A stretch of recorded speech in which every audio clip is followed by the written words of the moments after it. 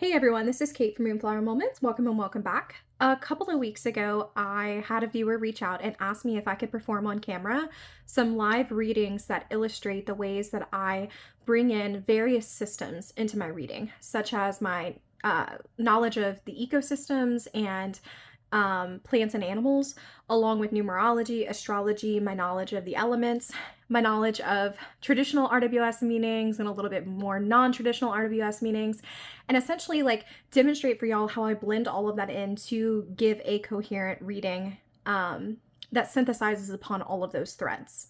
So this is the second video that I have done in this series. The first video was titled Anatomy of a Reading, and it focused specifically on how I brought in nature elements into my tarot practice and into my tarot readings.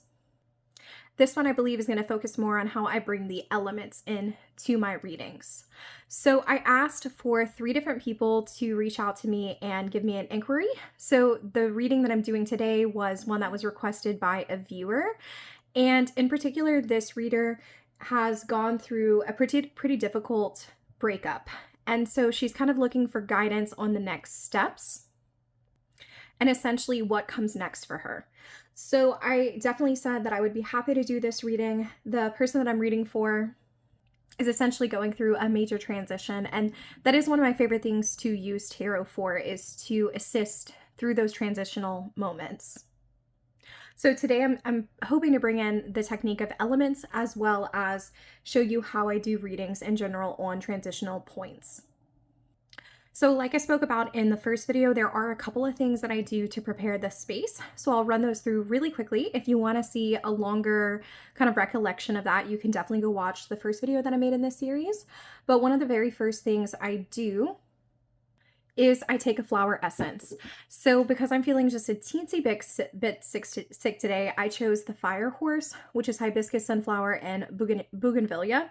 I already took this in preparation for the other reading, but this just kind of helps to kind of foster and like facilitate the energy that I'm trying to bring to the table. And because, like I said, I'm feeling just a little bit down, I thought that this would help me kind of energize me. Mentally, I'm in a really great space to do a reading, but my voice is just a little bit scratchy. So I thought that this would help my physical form in that capacity. I also wear an amethyst ring specifically for protection. And I also clear the energy of the space with a little bell that I have thrifted. So in just a second, I am going to shake this bell and I'm going to meditate on my client. And like I spoke about in the other reading, though this is a more natural element that I bring to my reading, I do it for all of my clients while I am shaking this bell and I'm meditating on myself, like my own energy level, as well as the energy field of my client. I try to imagine who they are specifically as people and kind of associate a plant or a tree specifically with them. And that helps me to kind of get a sense of where they are. You know, if they are a tree, are they laying down? I have a feeling this particular client's going to be a tree. I think I already know which one it is. Are they barren? Have they lost their leaves for winter? Or are they kind of budding with fresh growth like at the beginning of spring? And it gives me a sense of where they are, so that way I can make sure that the message is delivered appropriately to them. So that in particular just kind of goes straight off of intuition. So even though the last video was more about nature, I wanted to bring that up here and just state that again because it is such a natural part of my process. So I'm going to go ahead and shake this bell to kind of cleanse this space. And while I'm doing so, I'm going to think about my energy field and the energy field of my client.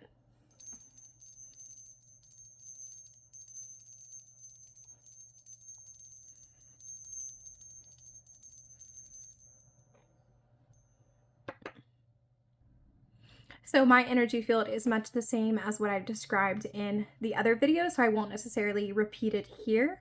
I have gone through and kind of mentally reinforced areas in which I think that I always see myself as like a tiger lily, where I need more structure in order to be completely open and supportive into receiving and delivering the message.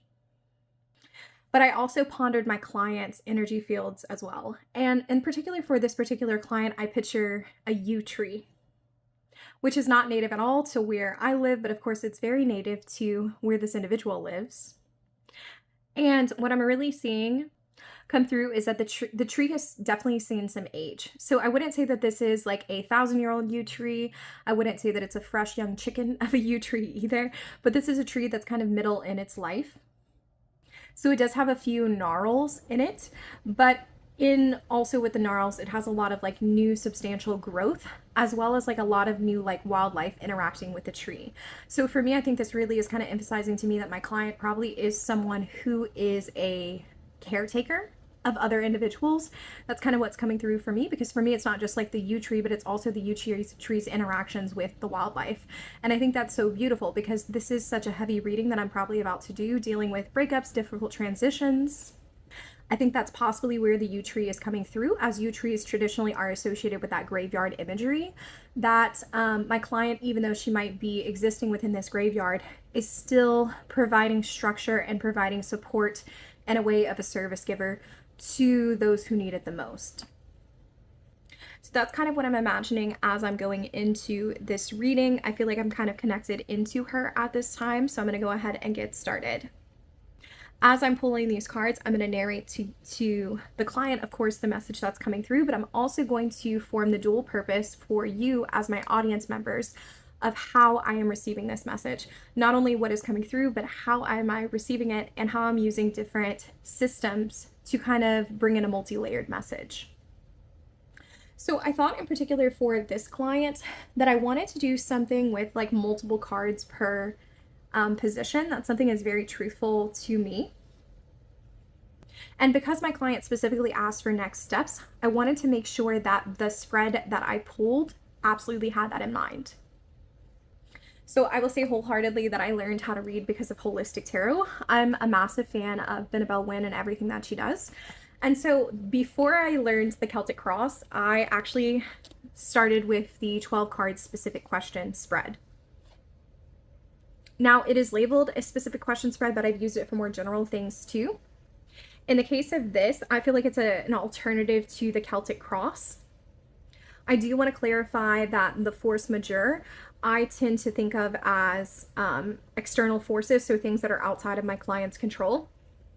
For whatever reason, I always put the allies at the top and then the knowledge pedigree, which is background here at the bottom. I don't know why I switched this. I think I just did it by accident one day and then kept trekking along with it. And so that's how I've learned it. But I don't think it really matters if those two things are switched.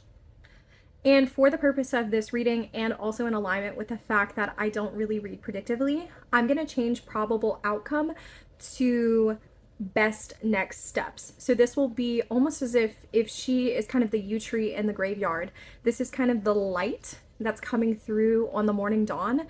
So what is the thing that she can do to most fill her with hope and give her an opportunity to experience a new day? So I am using this as the basis. I just happen to have it in a book, so I wanted to show you that, but I am going to change things up.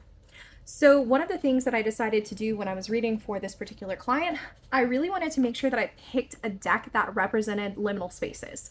So I needed something that was not quite on Earth, but not quite in the emotional realm too. I needed something that kind of blended both, and that also held the weight of this emotional experience so that my client could feel as if all of the nuances of these phases were heard out and supported.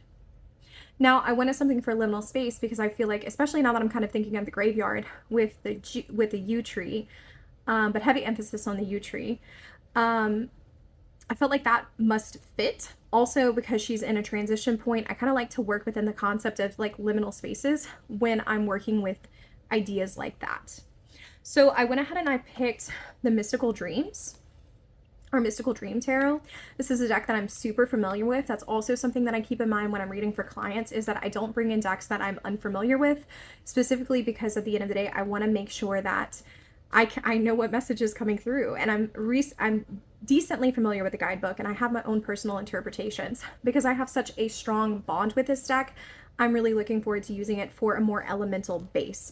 But as you can see from the blue and the fact that it's dream work, I think we might have a lot of themes of like the water variety that come through. I'm not quite sure, but I'm going to lean into that if that is the case. I also pulled for this particular individual, the Citadel client. When I was kind of thinking about the Citadel Oracle, when I was thinking about what Oracle deck to use, I wanted to have something that could give my client clear steps into roles she can take on as she navigates through this process. And so because this is an archetype deck with clear different roles, I thought that this would fit best to help her navigate through those next steps. I also went ahead and picked, and this one may or may not come in, but it is here for backup, the Queen of the Moon Oracle. So I wanted to continue on with some of those moon-like watery themes that would hold space for the emotional intensity and the depth of this question. Also the liminal space of it. With the moon, I always feel like the moon is kind of in a liminal space. Sometimes it's there, sometimes it's not, at least to the eye. So there's a little bit of kind of like back and forth kind of transitional themes that come through. So I wanted to pick this. Also, this has nice and clear and concise keywords. So if I, as the reader, become overwhelmed by the kind of loose structure of the tarot deck, I have something that I can use as a clarifier to grab onto. I think that's really important if you're working with a deck that can be very slippery and watery. Those decks are important to give the nuance that you want, but you also want to make sure that you hold space for yourself as well and offer yourself this. Also, in addition to, it helps with the client, because if you're reading in a very watery sense and everything is kind of flowing and it's all very intuitive, you want to make sure that they leave on a final message that they can grab onto. So I think this and the Citadel Oracle do that. All right, so now that I have explained my general choices and everything kind of leading up to this, I'm going to go ahead and get started. So I am picturing my client as the yew tree. I'm going to focus specifically on reading the elements as a tool while completing this task.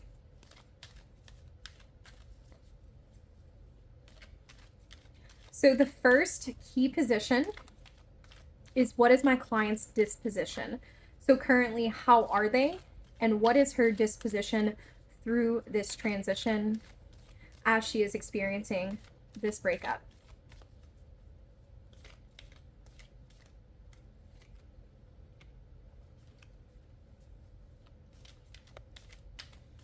There's a card in the middle that really wants to be pulled. I felt it like slip out of my hands. So I'm going to shuffle just a little bit longer.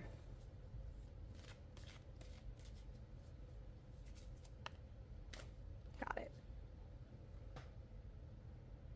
And because I am opening the reading and I'm talking about my client's current disposition, I'm also going to pull from the Citadel Oracle as well. So this is going to tuck nicely next to these two tarot cards that I pulled for the same spread position. I like pulling more than one card from a spread position because I like being able to see the interactions. I think it's very difficult to sum up one person with one card. There you go. I love that card. Okay, so what I'm looking at directly is a mixture between three different elements here. I know that the founder doesn't have an element that is specifically listed, but in terms of foundations and community, and like the fact that we have this very like specific structure, I am going to consider this to be an earth card. That's how it's flowing for me. The High Priestess, or the Priestess of Dreams, of course, is a water card. It makes beautiful sense why I picked this deck, because this is such a High Priestess deck. So if this is representing my client's disposition, I'm very happy to see this here, and this is going to act a little bit of a signifier for her through this reading, in my opinion. I oftentimes will think of like a particular card that kind of sticks out to me, and I say, okay, this is you in this reading. And in the case of this, it came out pretty early. And then we also have a Wands card here, which is going to be representative of fire.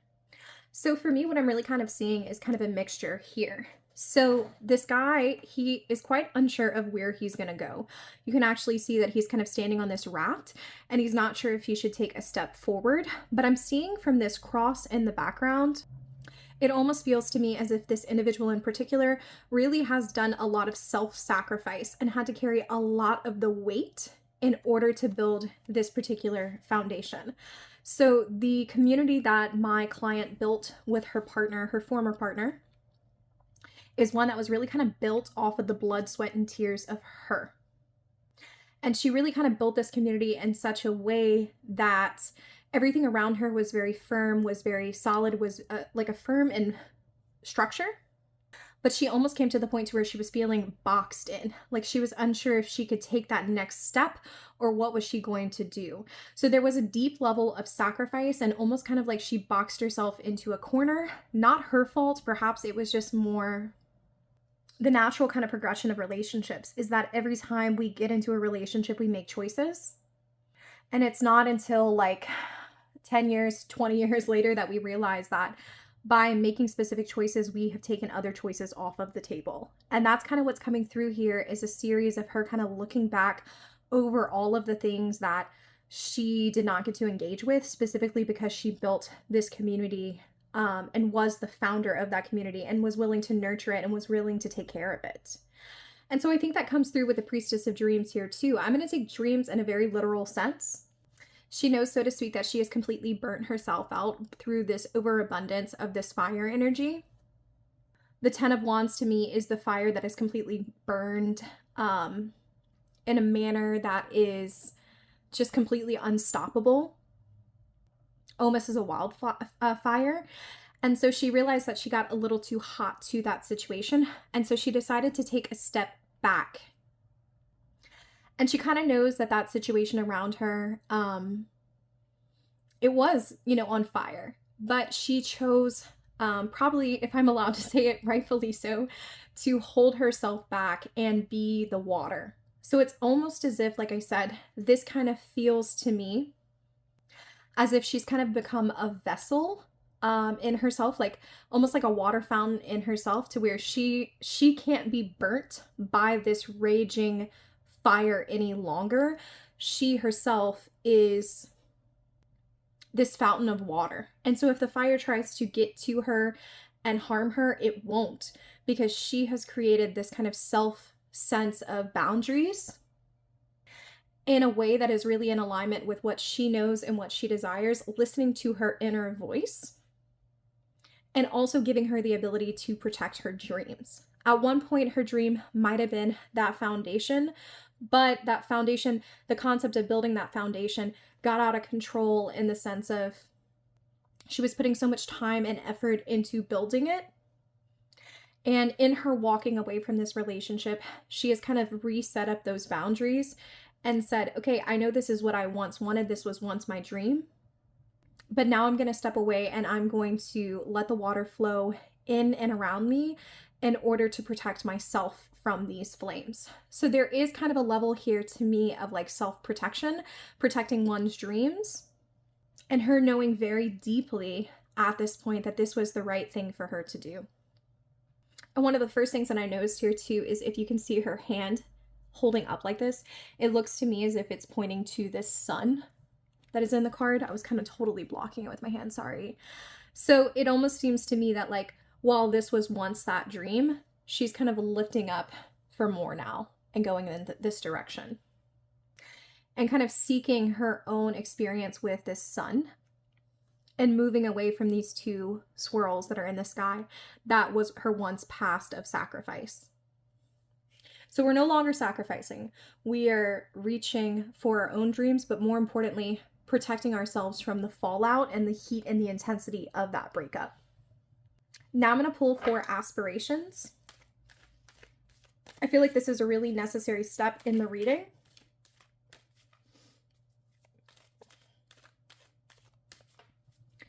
So before you ask what the client's next step should be, I always like to get a sense of what their aspirations are. This is beautiful. So I think that in the way that my client has built this foundation in the past, the elemental association here and like the elemental association here and the imagery that is repeating between this gazebo and this foundation, my client definitely has always had a very clear idea of what she wants at the base. So I want to talk about this Four of Wands for just a second, and then we'll look at this, but you can definitely see Wands energy and then Cups energy here. So kind of like her disposition and what she's naturally sought is what she is still seeking now in the future, because there's an elemental matchup here. Okay, So for Four of Wands for my client's aspirations, so this individual is sitting on a gazebo. I always kind of see this as the seeker, or even myself when I am reading it, so me as the seeker. That always has been where my eyes has been traditionally drawn in this card, and I think that's still the case now. So I want you to kind of imagine, so what's actually going on here according to the guidebook is that this individual is trying to skip the line and go straight to the deity's presence by providing a gift. All of these people are waiting in line. This particular person is bringing the gift. So how does that relate to my client's situation at hand? In my mind, what is actually happening is that this is kind of a dating scene. So while other people are kind of like, I don't know other way to put it, but like literally and figuratively fucking around, trying to figure out who their ideal partner is, my client has always brought to the table real substantial skills and resources and things. Once again, let's go back to the idea that my client is a yew tree, right? So if that is kind of the energy that I tapped into when I engage with her field, the yew tree provides shelter, it provides sustenance for the wildlife around it. And that's always how my client has been, is that, I don't want to like fuck around with like all of this casual shit. I really just want to climb right here to the top and find that partner that is ideal for me. There's a sense, once again, of kind of building something, especially with the founder. She has built in the past and she really invested a lot of time into this partner. She is still interested in doing it again. Now, while she might have some rightful kind of apprehension about building a whole city, building a whole town, building a whole castle, she is willing to build that gazebo. And so it almost seems to me that like she's being a little bit more cautious. She aspires to be a little bit more cautious with her building choices. But at the end of the day, this still is the Four of Wands. So the wands to me is that momentum, that movement, that willpower. And so all of that is still there. But instead of presenting as a 10 of Wands, which is, close to burning out, the Four of Wands is a lot more structured. So she knows, once again, that if she were to go through this, she might need to be a little bit slower about that construction. My client also, according to this, is a deeply intuitive person. So we have the Lady of Cups, the Queen of Cups. So she is someone who always has, sort of speak, her foot in the water and a foot on land. Once again, kind of similar to here and here, there is a hand that is outreached. Whereas her current disposition, or, at the time of leaving the relationship, she kind of has her hands up, kind of like seeking for more and more and more. This hand seems to kind of be outstretched a little bit more at a like lower level. So there seems to kind of be like a realignment of expectations. We're not building a whole city, castle, citadel here. She's comfortable with building a gazebo, but she needs to make sure that this partner right here in the middle is someone that can meet her and appreciate her deep intuitive wisdom. Lady of Cups is water on water. So there's a great capacity for love and an aspiration to show that love in a very tangible sense, and to also convey that love through the fire of the water. So, I'm going to give you water, but I'm not just going to sit around and cry with you. I'm going to give you water and we're going to make passion out of it. Just as if water would meet steam, the steam of like the fire. So I'm going to ask now, what is the best route forward for her to achieve this? Which, quite frankly, I think this is so beautiful, and I think it's so in alignment with so many different people. And it could very possibly be because my client didn't necessarily ask me about like looking for another relationship, though I think that that is what's coming through with these two cards. It could be that the next step forward doesn't have anything to do with that.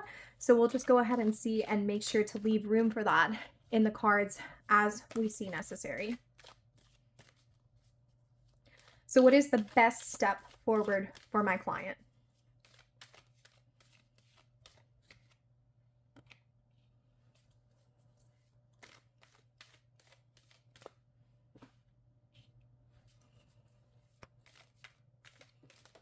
Oh shit. Okay, that one popped out. There we go. Because this is also driven by her specific attributes and the specific traits that she can take on to enact these best steps. I'm also going to pull from the Citadel.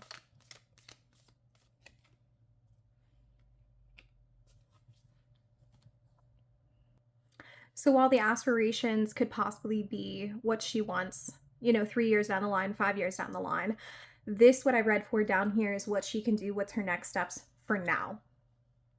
So this could still be in alignment with helping her to achieve this. It's just very tangible in the present. So of course, because we have 3 of Swords, 10 of Swords, and we also have the Storyteller, which is all about viewpoints and control. These 3 cards are of course reading as air cards to me. Let me go ahead and move that. There we go. I was catching the light. So I think that there is a massive, massive calling here for my client to let herself grieve. Of course, she probably is already grieving. She's kind of gone through that, but this is kind of like an intentional embracing of that grief and letting that grief actually fuel our creative fire. So there is kind of a cleansing of that fire, right? So if the fire here with the disposition has kind of burned everything away, this is us kind of getting right in our mind to make sure that we're rebuilding from a solid place. So this is incredibly emotionally charged. I mean, we have the 3 of Swords, which is someone who's literally cutting himself free of these chains through this sword.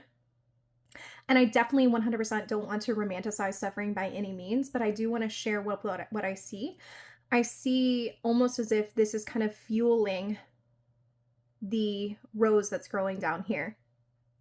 So once again, like I said, I don't want to romanticize pain by any means, but it's almost as if like he's ripped away the chains, but the sword is still there. So it's almost as if the blood and the grief and the pain is actually what is providing fertile ground for this really fucking resilient rose to grow. So I think that in combination with the Storyteller and the 10 of Swords, this card has always given me this sense of prophecy.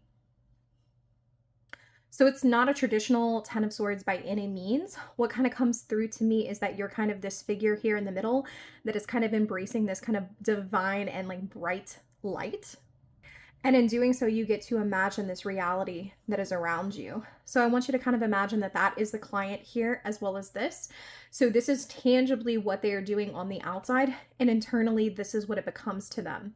So by leaning into that pain, they're able to create stories out of it in a way to frame it in a way that not only they can understand, but other people can understand. There's a really intense calling here to go back and write and speak and talk, go to therapy if that's what's needed, go to a really, really, really, really, really long, intense brunch with a friend if that's what's needed, and talk and share and convey their experiences to other people. Because the Storyteller has viewpoints and control. I think that there was an element of control in this relationship that perhaps was really unsavory.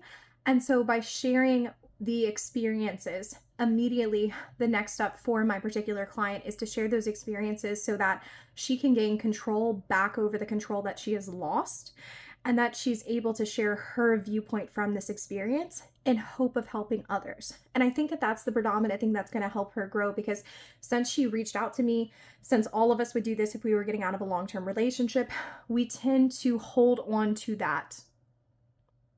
Because like love fucking hurts, right? And like living fucking hurts. And it really is so much to be a human. And so sometimes the best thing we can do is to formulate those ideas into stories that we can share with others.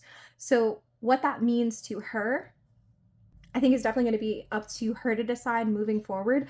But there's a big calling to speak it, share it, speak it, write about it. I'm getting a really heavy emphasis on writing in particular, but just to make sure that these experiences don't like eat her up inside, but instead she's able to convey it to others. And I think that that's the best way to move forward from that experience.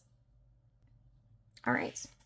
So if that is kind of the next step for her, I want to kind of look into the background.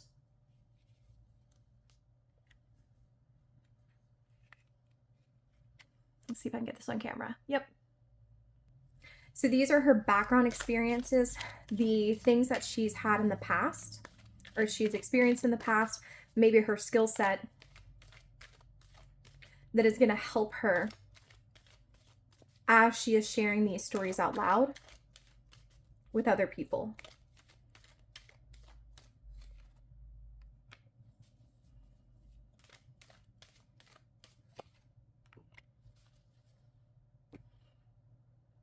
And for this, we pulled the Sun and also the Ace of Wands. There we go. So with these two things in particular, the Sun and the Ace of Wands, both of these are going to be fire cards. And there's a message, I'm getting an intuitive hit like really, really clearly of performance here. So it seems as if my client has a history of performing in some capacity. So there's some sort of kind of experiences that like what's coming through her guides want her to acknowledge of times in which she has been very vocal and she's been very loud and very bright about sharing her experiences with others, both the positive ones based off of this kind of orange light here and the more emotionally difficult Scorpio themed ones here. Where Scorpio is coming from, I'm not quite sure, other than the fact that, you know, we have this blue here in the background. So I'm kind of seeing a little bit of water in there too. But for the most part, there is a calling that is saying Ace of Wands and the Sun, you have performed before in some capacity. And so therefore you already are used to sharing stories through an element of performance. This Ace of Wands in particular feels to me almost as if this individual has done some kind of performance work where she's like conveyed art through her body. I don't know if that's necessarily the truth, but I'm almost kind of imagining like dancing or some kind of visual art form that's conveyed through the body, maybe yoga, maybe something like that. But there is a calling that she's been very deeply in touch with that performance elements before. And so she has the capacity to shine really brightly and she's not afraid of people looking at her. So that is her background to this that is going to help her achieve that storytelling that she is driven to do at this moment. So, but while she is doing this, I want to know who her allies are. So if you notice the entire kind of basis of the reading starts to kind of form its way around this part, which is kind of the next steps, which is something I really like about this reading, is I feel like this is kind of the general, and then we get deeper and we get deeper up at the top. So these are her allies that are going to help her. Lady of Wands. Sorry, y'all, I'm trying to fit it all on one screen.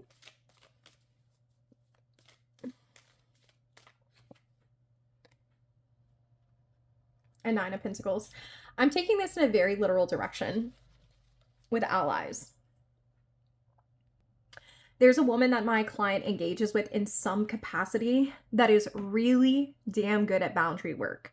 And so while it seems to me that my client might have felt that her relationship was like self-sacrificing before, there is a woman in her life, in particular, perhaps even a man, the gender doesn't necessarily apply to this, but it seems to me that there's someone in her life that very deeply, strongly knows what strong boundaries are. And so the ally, as my client is kind of working through this journey, that ally in particular wants her to put down her foot and say no. But of course, as the Lady of Wands, the Queen of Fire, she of course also wants her to tap into that performance element. So it's almost as if this other person, I am reading it as external in this case because it came up as a court card in this position. Externally, there is an ally that is damn good at saying no, damn good at setting boundaries, and is someone that is not afraid to live very loudly in alliance with their truth. And so there is someone, whether you speak to them directly or you just learn from their experiences and you kind of live from them and like take inspiration from their actions, there's someone who's really there to be a strong role model for you.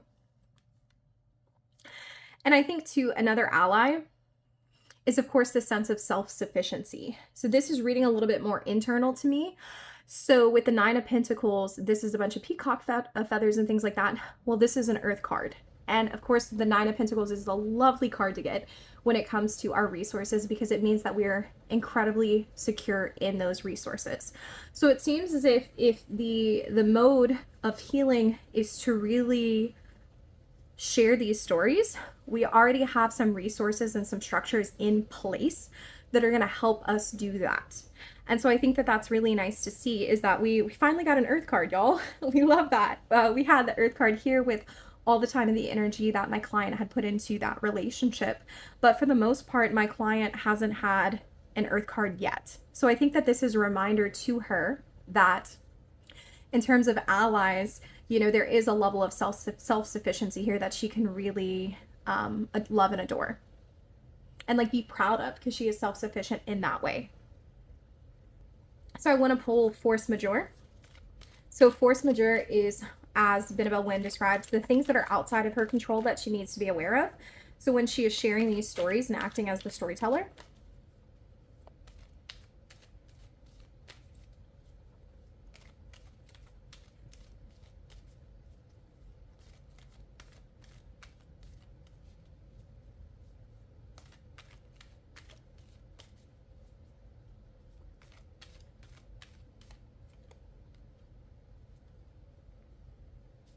So the fool, or the innocent.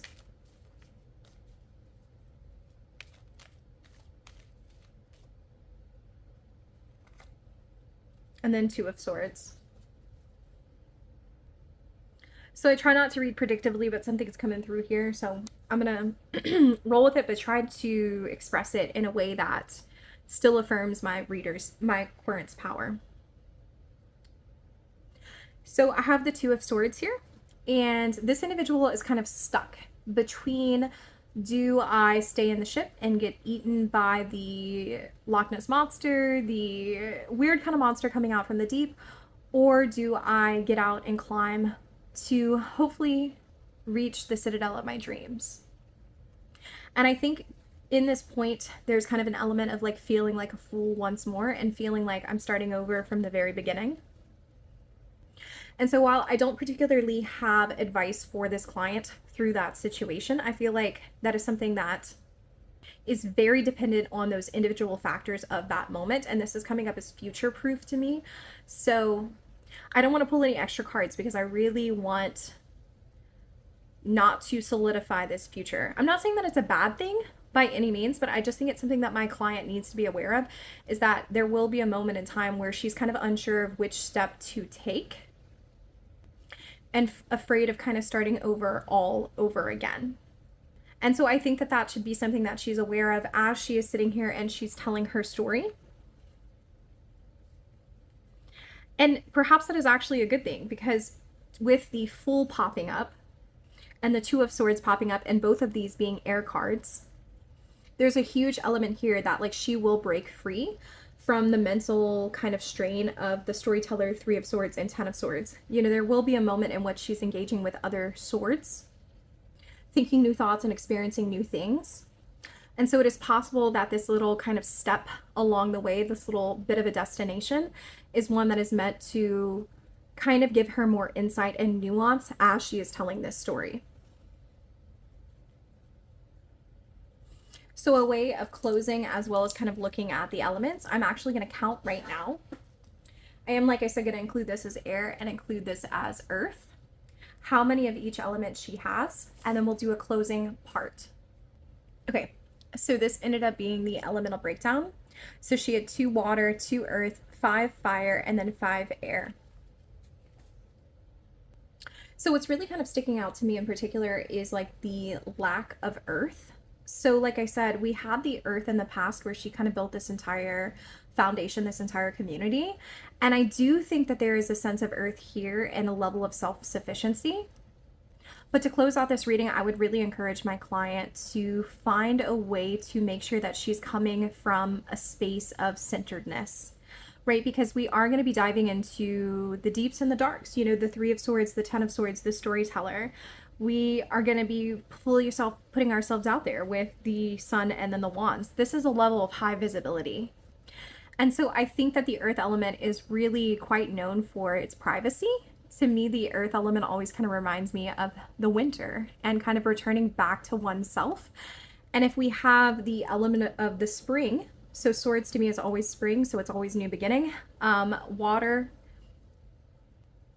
is autumn because it feels like kind of a retreating back into oneself. Summer is always the wands because it's always blazing hot. And then of course, like I said, winter is always coming back home to the basis of winter. So if we have quite a lot of spring down here with all of the swords, especially kind of in the future, things that are kind of outside of her control. And then we also have a lot of the performance of the wands for summer. I think that there is a huge kind of emphasis that she also leave time for herself to center and to reflect internally as well. A lot of times we will reflect externally, and that's beautiful and that's wonderful, right? But like at the same time, when we're telling our story to other people, when we are verbalizing it, especially if it's in discussion or therapy or just kind of the writing of a product, we need to leave enough time for ourselves to reflect and to touch base with ourselves. And I think that that's where the water element comes from, because she is someone who is deeply intuitive. You know, she wants to be the Lady of Cups. She currently is and has been the High Priestess. I think that this future is kind of filled with a lot of like fast and furious things and a lot of passionate things. And it's not a bad thing to want to return back home to oneself, the way that she continually has in the past and the way that she continually hopes to be in the future. So I'm going to pull one more card, and that's going to be with the Queen of the Moon. And like I said, for the final card of the reading, I oftentimes leave it up to the client to interpret it, because I want the client to have a takeaway that they have created. So this will be the last card that I pull.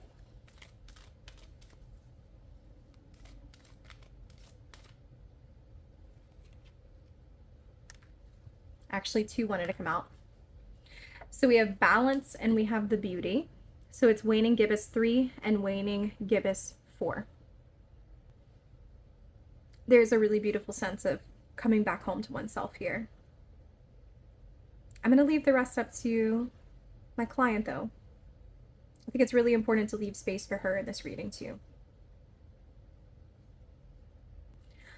All right, so I'm going to go ahead and shuffle things. Shuffle everything back. Usually at the end of a reading, I will ask my client to interpret the last card. I also will ask them to take a picture of any card that really sticks out to them. So in the case of this, you know, I probably would like suggest the storyteller if it was someone that doesn't really deal with reading often. I'm really looking forward to hearing what my client said is the card that stuck out to her, because she is a tarot reader. But I think that that is it. So I'm shuffling everything kind of back up. I'm closing everything out. And we'll call it that. So I wanted to go ahead and say thank you so much to the person who volunteered for me to do this reading. I'm always so blessed and honored when people ask me to hold space for them and trust me to do that. So I hope that this gave you the guidance that you've been looking for and just gave you some direction on the next steps like you asked. And I really want to thank all of you for allowing me to just have a space to post videos of this kind. As I stated before in the last video in this series, as I stated in probably my last 3 videos, I really do see this place as a sandbox for me to build and develop and try new things. And so I'm very grateful to the people of this community who allow me to do so. So thank y'all so much, and I will see y'all again next time.